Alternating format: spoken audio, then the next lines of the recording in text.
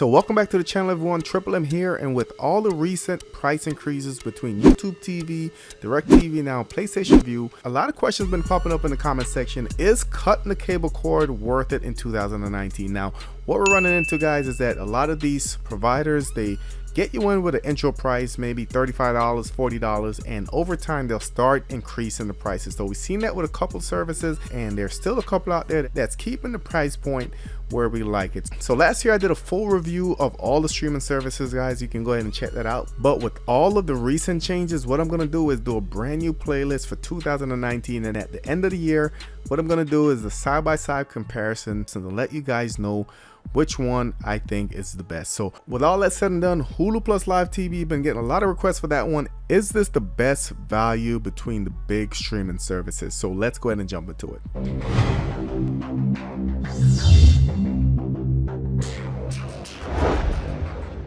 So of course, if you guys are new, please smash the subscribe button in the top right, hit that notification bell. Also, make sure you check all notifications. That way when new videos are released as well as giveaways, you'll be notified. So first things first, Hulu's way more than just live TV. They do have a full library which allows you to access thousands of shows, movies, and you will have access to that when you sign up for the service. As far as the channels you're getting about 60 plus channels, 66, 67, depending on your area. You guys want to view specific channels in your area, you'll click on this link right here, put in your zip code, and it will give you a good idea. So let's go over the channels. A lot of you guys really want to base your decision based on what channels you're getting. So let's spend some time, look at the channel lineup, see what works for you, see if the service works for you, and if it doesn't, then this is where you'll cut it off and move on to the next service. So taking a look, you can see we do have all the major news networks, so ABC, CBS, Fox, NBC, and this is all in alphabetical order. You can see we have Comedy Central, CNN, we have Nick Jr., we have ESPN 1, 2, as well as ESPN News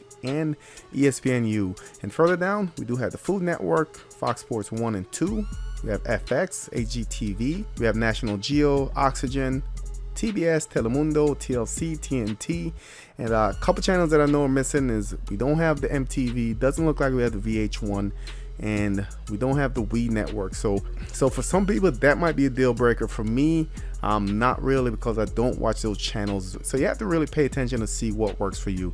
Now, if you guys do want to pay that extra for the premium channel, so you can get HBO for $14 a month, Cinemax for $9 a month, Showtime $10.99, and Stars for $8.99 a month. Can upgrade to the 200 hours DVR, and this will cost a little bit more, but we'll get into the pricing a little bit later. As far as the screens, you do get 2 screens for your basic subscription, but you can go ahead and upgrade it to a limited screen, and like I said, we'll get into that in a little bit later when we get to the pricing.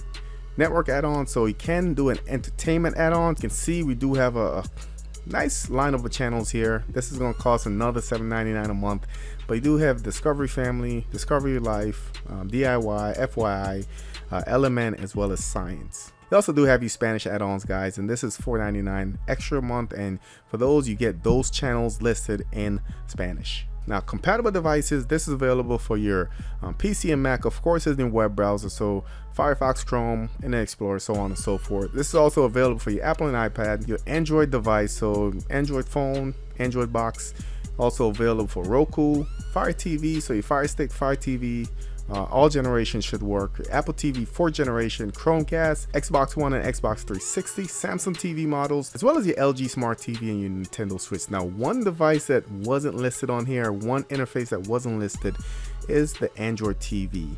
Now, it does say Android up here. However, if you guys are on a Mi Box or an Nvidia Shield, the Hulu app will be available. However, you will not be able to watch the live TV function on this application. So doing some research, what it seemed like, and not sure how true this is, they're saying that the Android TV haven't updated their applications, and that's why the live TV isn't available.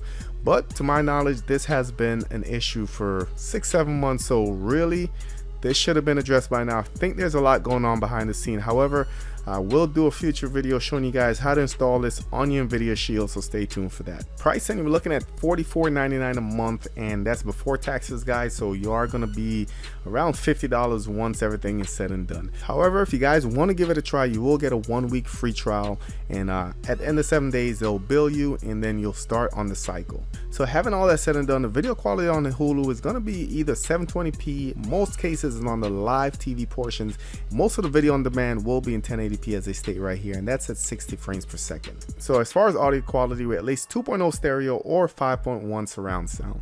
Now getting started is pretty easy. You will need to put in payment information, and like I said, you won't be charged immediately, but if you go past that 7-day trial, you will be charged that $44 plus tax. Once you logged in, you will be prompted to set up your favorites and recommendations, and this will just basically customize what you'll see when you first launch Hulu. So you select your favorite channels, your favorite teams, your favorite sports. Every time you log in, it will have a nice personalized experience. So when you first log into the web interface, this is what you'll see, and this is based on the recommendations that you chose earlier. So if you scroll down, you can see they have some recommended content. You can scroll down some more sports. You have TV, new episodes.